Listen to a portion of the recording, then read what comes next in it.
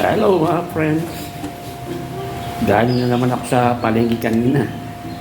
Yung pinakita ko noon na apat na drum na pinerment ko na giniling ko tapos niready ko, pinakita ko pa sa vlog ko. Naubos na po yun, hala pa lang isang buwan. Sabi ko isang buwan. Sa tansya ko yung mga 2 linggo lang yata may tip. O halos magti 3 weeks.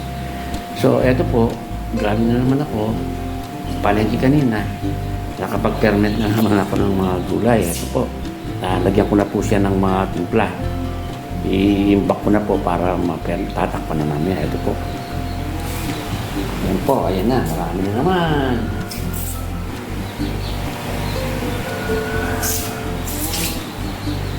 Yan pong fermented peas talaga pong gustong gusto niyang mga manok kasi malambot na siya, tapos malasa, masustansya, mura pa. Means ang ginastos ko lang dyan kasi yan tinatapon na po yan sa palengke.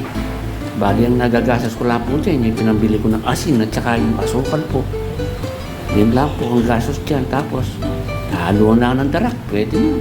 Kung walang pambili ng feeds, pwede na rin.